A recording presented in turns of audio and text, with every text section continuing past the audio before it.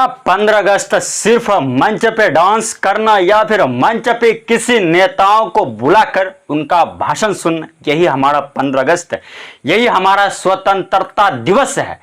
क्या फिर हम अपने मोबाइल या फिर लैपटॉप से किसी प्लेटफॉर्म जैसे फेसबुक, इंस्टाग्राम, यूट्यूब पे ज्यादा से ज्यादा पोस्ट करना यही हमारा स्वतंत्रता दिवस है? तो उसका सही जवाब होगा नहीं, नहीं, नहीं।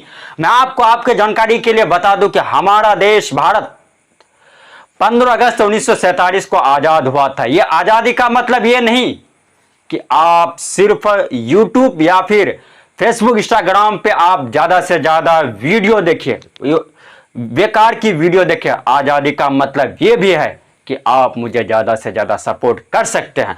तो मैं आज के इस वीडियो में हम लोग बात करने वाला हूं, क्या 15 अगस्त आखिर मनाते क्यों है? उसका राइट आंसर हो जाएगा कि 15 अगस्त 1947 ईस्वी को हमारा भारत आजाद हुआ था। मैं आपको आपके जानकारी के लिए बता दूं कि हम लोग जिस देश में रहते हैं वो देश का नाम है भारत, और ये भारत में 24 अगस्त 1608 ईस्वी को अंग्रेज हमारा देश यानी कि भारत देश में व्यापार करने के लिए आए थे। व्यापार का मतलब होता है तिजारत। अगर इंग्लिश भी आपका थोड़ा सा मजबूत है, स्ट्रांग है, तो आप उनको बिजनेस नाम दे सकते हैं। तो अंग्रेज हमारे देश में 1604 ईस्वी में बिजनेस करने के लिए आए थे, और ये जो आए थे वहां का नाम है सूरत, ठीक है। अब उसके बाद तो क्या हुआ कि अंग्रेज जैसे ही हमारे देश में आए तो डायरेक्टली हमको गुलाम नहीं बनाए। उसके बाद जब हमको अंग्रेजों का आदत लग गया, जैसे हमको आदत लगाया गया अंग्रेजों के द्वारा चाय के, और उसके बाद पान जो आज हम खाते हैं, सिगरेट जो पीते हैं, वो एक अंग्रेजों का ही देन है मेरे दोस्त। ये अंग्रेज हमको अंग्रेज सिर्फ बनाने के लिए नहीं आए थे, अंग्रेज हमको लूटने के लिए आए थे। तो उनके बाद हम बात करते हैं कि 1757 ईस्वी में जब हमको अंग्रेजों ने बहुत सारे डायरेक्टली हमको देखा जाए तो अंग्रेजों ने हमको डायरेक्टली क्या कहते हैं, हमको गुलाम नहीं बनाया। सबसे पहले घटा 1757 ईस्वी में प्लासी का युद्ध। आपको समझा दूं कि प्लासी का युद्ध एक ऐसा युद्ध है जो सबसे पहली बार लड़े जाने वाली युद्ध है अंग्रेजों के खिलाफ। अंग्रेजों के खिलाफ इसलिए लड़ी गई थी क्योंकि भारत में हर एक नागरिक को, हर एक व्यक्ति को अंग्रेज जबरदस्ती कुछ ना कुछ करने के लिए बोलते थे। उसके बाद एक युद्ध होता, युद्ध का मतलब होता है लड़ाई। अपने हक के लिए जो लड़ाई लड़ते हैं उन्हीं को हम युद्ध नाम देते हैं।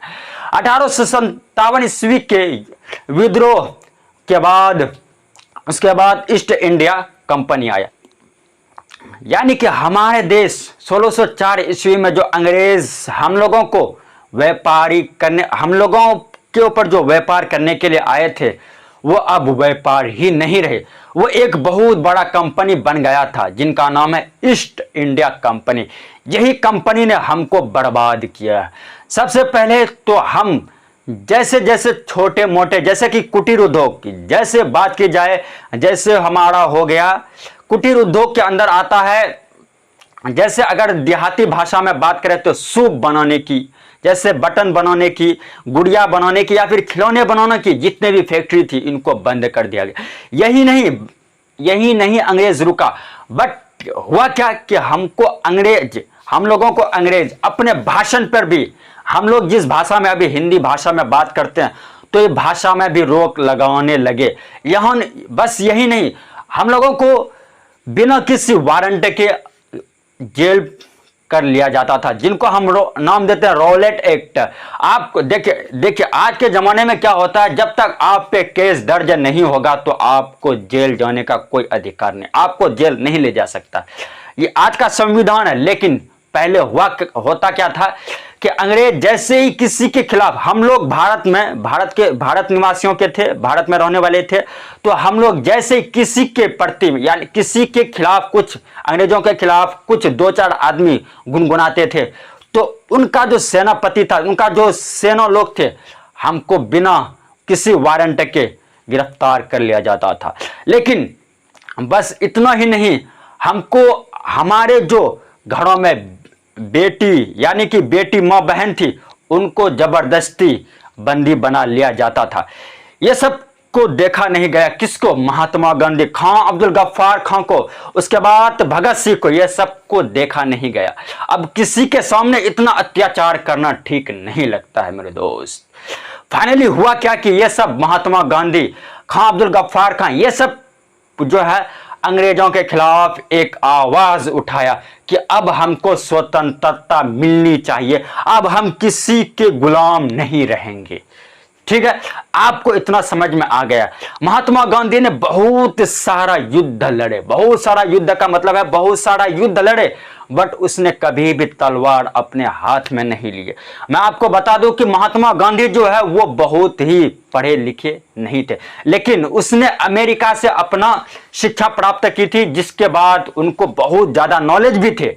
और नॉलेज होने के बाद उसने शीत युद्ध यानी कि बातचीत से जो युद्ध होता उनको बोलते हैं हम शीत युद्ध, शीत युद्ध से अपना आजादी प्राप्त की। मैं आपको बता दूं आपके जानकारी के लिए कि 1920 से 1945 ईस्वी तक हमारे देश को अगर किसी ने आजाद करने के लिए कदम उठाया है तो वो है महात्मा गांधी। इसीलिए महात्मा गांधी को महात्मा गांधी नहीं कहते। महात्मा गांधी हमारे देश को आजाद करने के लिए बहुत बड़ा संकल्प लिया है। तो मैं आपको बता दूं कि सिर्फ यही महात्मा गांधी, अब्दुल गफ्फार खां, भगत सिंह ही नहीं बल्कि अशफाकुल्ला खां, उसके बाद बात करते हैं रानी लक्ष्मीबाई, बहुत सारे लोगों ने मिलकर के भारत को आजाद किया है। देखा जाए तो करोड़ों लोग तो नहीं लेकिन लाखों लोग इस आंदोलन यानी कि इस हमारा जो युद्ध जो हुआ 1914 से 1916-18 तक, इस युद्ध में लाखों लोग मारे गए और लाखों लोगों का घर बेबस किया गया, लाखों लोगों को घर छीना गया। यहां तक कि हम जिस जमीन पे रहते थे हम से ही खेती करवा के और हमको ही महंगे दामों पर बेचा जाता था। यह सब जब हम सह नहीं सके तो हमको कुछ ना कुछ उपाय करना पड़ा, जिनका नाम है आंदोलन। हमने कई आंदोलन करा, जैसे भारत छोड़ो आंदोलन, और महात्मा गांधी का एक बहुत ही बड़ा नारा है, करो या मरो। मैं आपको बता दूं कि महात्मा गांधी ये करो या मरो का नारा इसलिए लगाया था कि अगर भारत में रहना है और स्वतंत्रता यानी कि खुले जिंदगी जीना है तो आपको करना पड़ेगा या तो मरना पड़ेगा। इसीलिए महात्मा गांधी ने करो या मरो का नारा लगवाया था। यह 15 अगस्त विभिन्न तरीकों से मनाया जाता है, जैसे हमारे सरकारी दफ्तरों यानी कि सरकारी ऑफिसों में भी बनाए जाते हैं, और 15 अगस्त को हम स्कूल में धूमधाम से मनाते हैं। ये 15 अगस्त सिर्फ हमारा नाच गाना का नहीं, ये 15 अगस्त हमारा देश को आजादी का प्रतीक है। ये 15 अगस्त लाखों शहीदों का प्रतीक है। ये 15 अगस्त हमको बताता है कि हमको आपस में मिलजुल कर भाईचारा बना करके रहना चाहिए, जिस तरीके से महात्मा गांधी ने रहा है। लेकिन देखा जाए तो कुछ अनुमान लगाया जा रहा है कि हमारे ऊपर बहुत ही जल्द किसी और देश का आक्रमण होने वाला है। जिस तरीके से आपको पता है कि उत्तर प्रदेश में हिंदू भाई साहब ने हमारा यानी कि मस्जिद नहीं मकबरा को तोड़ा है, तो उसी तरीके से हो सकता है कि हिंदू मुस्लिम यानी कि दोनों में विवाद हो, और जब दोनों में विवाद होगी तो हमारा देश जो है टूटेगा, और जब देश टूटेगा तो हम पे कोई करेगा आक्रमण, और जब हम पे आक्रमण करेगा तो हम हो जाएंगे गुलाम। लेकिन मैं आपको फिर से कह रहा हूं कि आप अपना और अपने समाज को लेकर के भाईचारा बना करके रखिए, क्योंकि आप एकता में ही बल है, ये आपने सुना था और ये आपको दिखा भी होगा जब युद्ध हो रहा था। तो मैं आज के इस वीडियो में यहीं तक।